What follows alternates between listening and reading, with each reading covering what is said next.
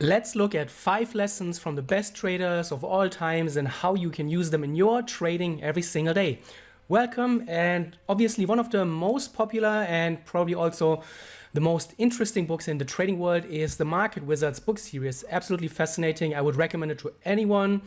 Great insights, many different books, lots of interviews from different traders, hedge fund managers, and just all around fascinating people. And I picked 5 quotes from the Market Wizards book series, and I'm gonna show you what they actually mean for real-time trading and how you can use them in your own trading. So,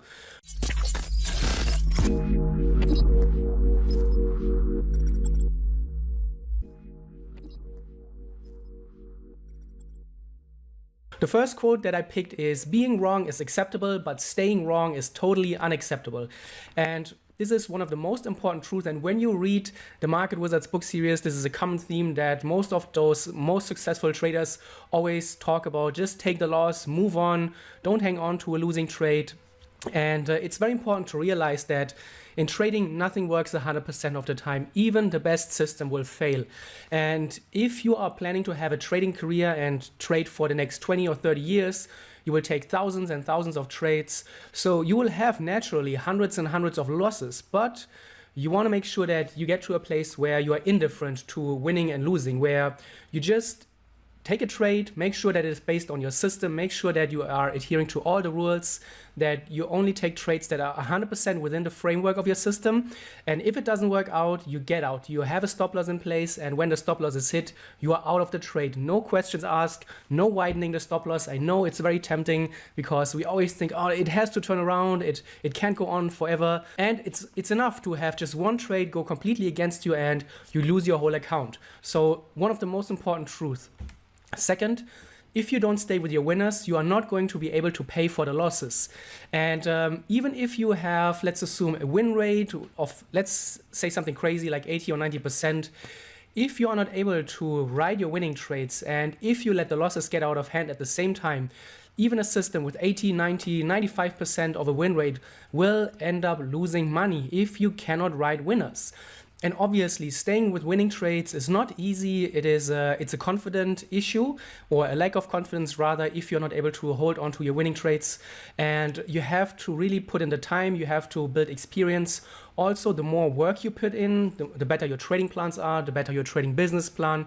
If you use checklists, if you backtest, if you journal, if you really understand what you're doing, if you really put in the time, you will feel naturally more confident. And at the same time, it does take time. There's no shortcut. So really understand that it is something that needs to be worked on. Most traders spend all of their time looking for entries, the best entries, indicators for entries, whatnot. But once they're in the trade, they have absolutely no clue what to do and they immediately chicken out of the winning trades. Whereas at the same time, they hold on to their losses way too long. So it's a very bad combination if you are one of those traders. So make sure to understand that you have to get to a point where you are able to let your winning trades run. Another thing that can help with that is reduce your position size. If you are too scared to let winning trades run, it can often be also the case that you just have positions that are way too big for your account size. Another thing that is very important, the focus and what is your goal, especially in the beginning when you're new to trading. The goal should not be to make a lot of money in a short period of time. The goal in the beginning should be really to build confidence, to learn the system, to understand the market dynamics. So reduce the position size and also shift your focus away from making a lot of money to just learning the ropes and really understanding the system. Number 3, you don't want to have a position before a move has started. You want to wait until the move is already underway before you get into the market. Many traders do it exactly the opposite way, is that they try to predict something. As long as the market is going up, they are always selling and selling and selling because they believe that it has to turn around. It can't go on forever. And they also believe that if the market is going up, they're able to pinpoint the absolute top. They will have the best reward to risk ratio and potentially the biggest return.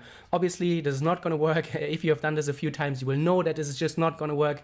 And you have to get away from a predicting mindset to a reacting mindset, whereas you wait for the market to actually show you that a new trend is on its way and then you get in. Or maybe you are looking at an existing trend and then you wait for pullback opportunities into the existing trend. Those are trades and trading opportunities. There are usually much higher probability and also provide just a higher win rate in general.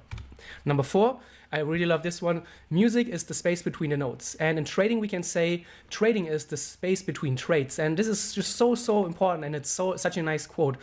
And what does it mean? Everybody can take the easy trades, the obvious trades. They come around every now and then. And everybody, when you look at social media, everybody's in the same trades. However, the amateurs, what they're doing between those great trades, they just cannot sit on their hands. They always have to trade and have to trade. They cannot be patient.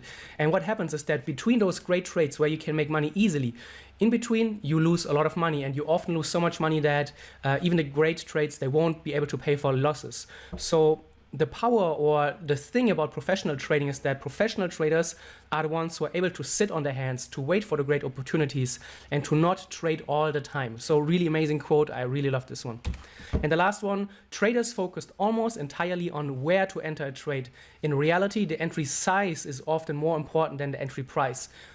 Many amateur traders will dismiss this because they think this is absolute nonsense. However, I have not come up with this. This is taken from the Market Wizards book, and the size of a trade will obviously have a huge impact on how you interact with the trade. And the size also depends on the stop loss. With the stop loss, you can determine the worst case loss. How much are you willing to lose if you don't have a stop, and if you don't size the trade based on the stop loss size and where you want to get out, your risk management will be completely all over the place.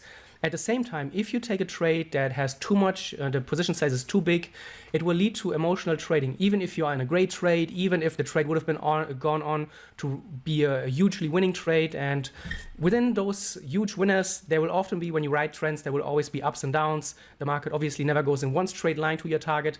However, if you have a position that is too big, you will often not be able to hold through those ups and downs, and those ups and downs are natural. But if your position size is just too big, you will be often forced out, or you will just chicken out, because every single tick against you looks very dramatic. So make sure that you also look really into position size. Entries are kind of important, but they're just one piece to the puzzle. A trading strategy is much more than entries. And as we have seen, staying in winning trades, being able to ride winning trades, cutting losses, and sizing the position in a correct way will help you make a big difference. So let me know what you think about this. Should we do more videos where we dissect trading quotes and where I explain what they mean in your daily trading? Let me know in the comments below. Also, don't forget to leave a like and subscribe for my new videos.